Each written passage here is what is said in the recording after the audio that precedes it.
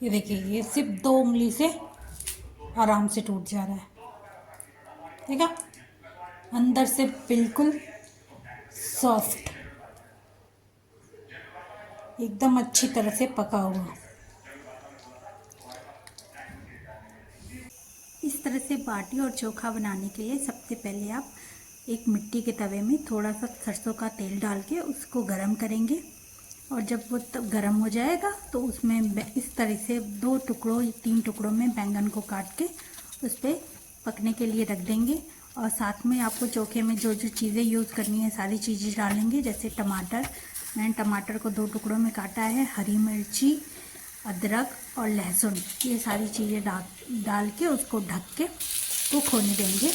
अब एक बड़े से परात में अपनी आवश्यकता के अनुसार आटा लेंगे, उसमें डालेंगे नमक और तेल, मोइन के लिए डाल के उसको अच्छे से भूनेंगे। इधर मैंने आलू भी उबाल लिया है, आलू में भी सीटी आ गई है, और इधर हम देखते रहेंगे कि हमारा बैंगन कैसे पक रहा है। अगर आप इस तरीके से बैंगन का चोखा बनाते हैं, बैंगन और टमाटर और आलू का, तो आपका बैंगन जलता नहीं है और इसमें मिट्टी की अच्छी सौंधी सौंधी खुशबू भी आती है और बैंगन का चोखा बहुत टेस्टी बनता है। तो इस तरह से हमें कुक करना है, इसको ढक ढक के पकाना है। अब इधर हम आटा सान लेते हैं, आटे में पानी डाल के उसको पहले मोयम डाल के ऐसे सानेंगे कि उसकी मुट्ठी बनने लगे। इसकी मुट्ठी बन रही है। अब देखिए आटा ये सन रहा है, इसको ये देखिए आटा बिल्कुल अच्छे से सन चुका है। ये आटा देख रहे हैं आप, ये आटा ना कड़ा है और ना लूज है, एकदम परफेक्ट आटा लगा है। आपको भी ऐसे ही आटा लगाना है अगर आप परफेक्ट लिट्टी बनाना चाहते हैं तो। आपकी लिट्टी ऐसे आटे से पूरी अंदर तक पकेगी और बहुत स्वादिष्ट होगी। बिल्कुल परफेक्टली कुक हो रहा है। जब आप इस तरीके से चोखा बनाते हैं ना, तो आपको इसका छिलका निकालना भी ज़रूरी नहीं है। अगर आपको नहीं पसंद है तो आप इसका छिलका निकाल सकते हैं, अदरवाइज आप छिलके के साथ भी बना सकते हैं चोखा। क्योंकि मोस्टली हम लोग जब बैंगन आलू की सब्जी बनाते हैं तो छिलका तो नहीं निकालते हैं, या फिर बैंगन की कलौंजी या जो भी बनाते हैं तो छिलका तो निकाला नहीं जाता है। चोखे में लोग निकाल देते हैं क्योंकि उसको डायरेक्ट आग में भूनना जाता है, तो इसका ये लेयर पूरा जल जाता है, तो उसको निकालना ही पड़ता है। पर इस तरीके से अगर आप बनाएंगे चोखा तो आपको ये लेयर निकालने की ज़रूरत नहीं है, क्योंकि ये जल नहीं रहा है, ये कुक हो रहा है। और जब कुक हो जाएगा तो फिर निकालने की क्या ज़रूरत है।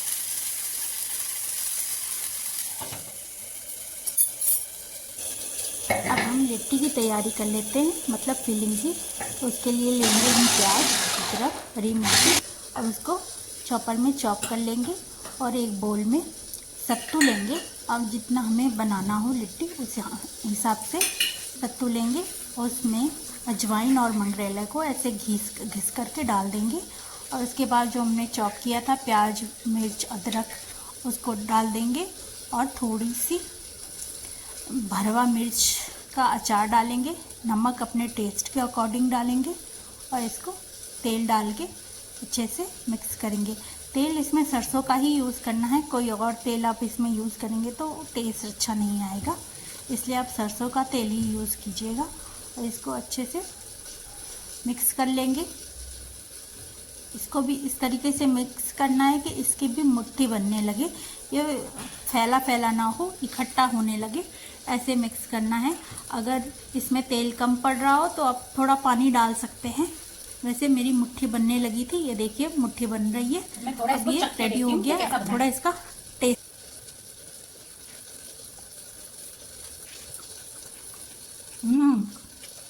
मुझे यार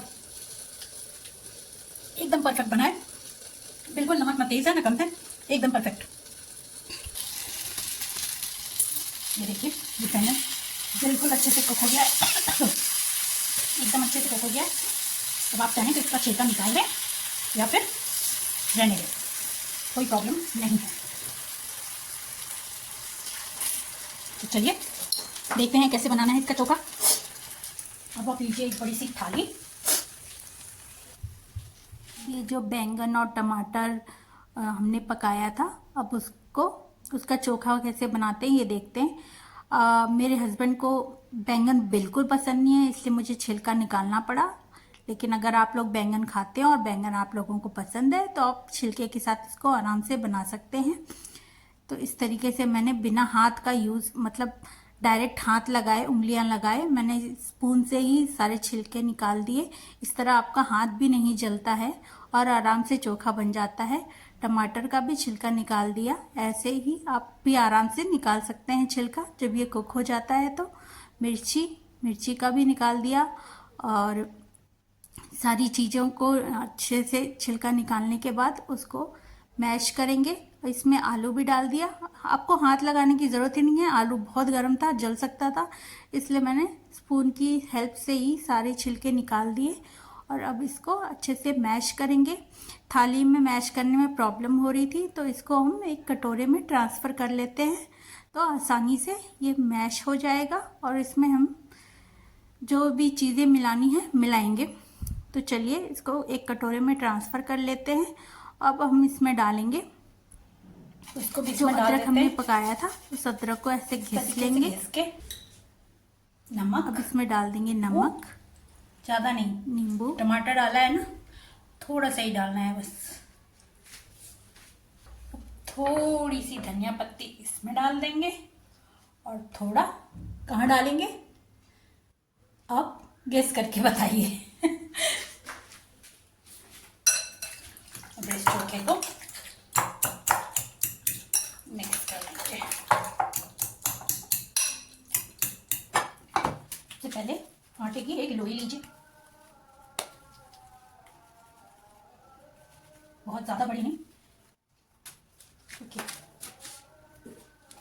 थोड़ा सा बर्तन भी, इसको अब यूं यूं यूं यूं गोल गोल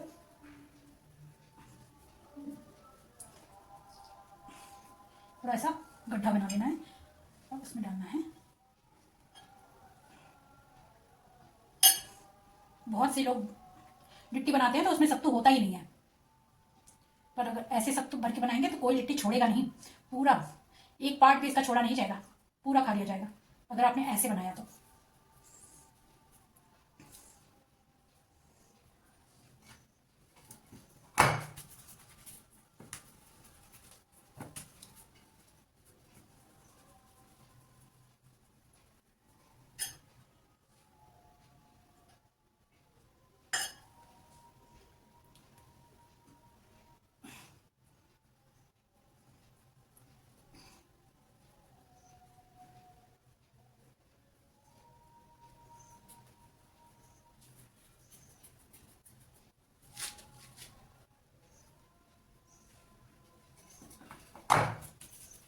इस तरीके से सारी लिट्टी बना लेनी है। ये देखो ये सारी लिट्टियां बना ली हैं। अब चलिए इनको सेकते हैं। चढ़ाएंगे एक पत्ते पैन। यकीन मानिए ये तरीका बहुत अच्छा है और इसमें बहुत अच्छी लिट्टी बनती है, बिना किसी झंझट, बिना किसी बवाल। मैंने भी ये तरीका यूट्यूब पे ही देखा था और उसके बाद मैंने बना के ट्राई किया, बहुत ही अच्छी लिट्टी बनी थी। आपको भी बनाना हो तो आप भी ज़रूर एक बार ये तरीका ट्राई करिएगा। एक बार में 12 लिट्टियाँ बन जाती हैं और बिल्कुल नाम मात्र का आपको घी यूज़ करना होता है सेकने के लिए, और फिर आप ऊपर से डाल के खा सकते हैं जितना चाहें। लेकिन अगर आप हेल्दी तरीके से खाना चाहते हैं तो आप बिल्कुल नाम मात्र का घी यूज़ करिए, एकदम आसानी से बन जाएगा। अब एक एक करके सारी लिट्टियाँ इसमें डाल देंगे। सब अच्छे से कोई टेंशन नहीं है। ये लिट्टी का बड़ा है, छोटा है, सब कुछ है। देखिए आप, मैं दिखा रही हूँ, देखिए कैसे होता है अच्छे से चारों तरफ से बिल्कुल बढ़िया।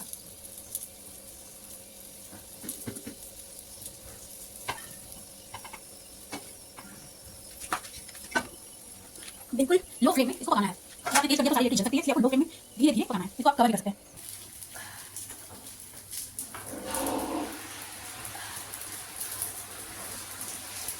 तो थोड़ा घी लगा देते हैं अंदर की तरफ, ताकि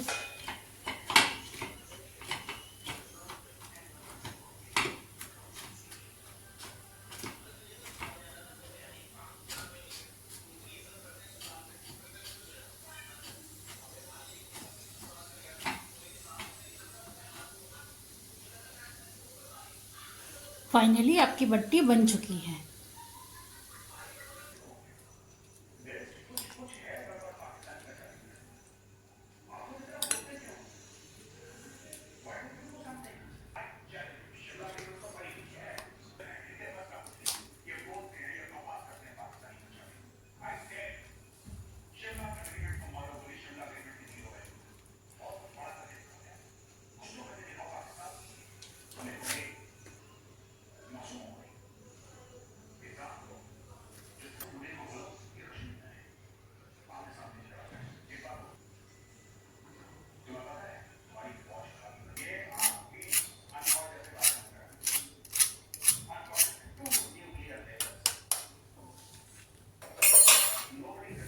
ये देखिए, ये सिर्फ 2 उंगली से आराम से टूट जा रहा है।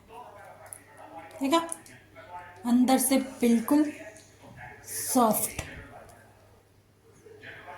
एकदम अच्छी तरह से पका हुआ।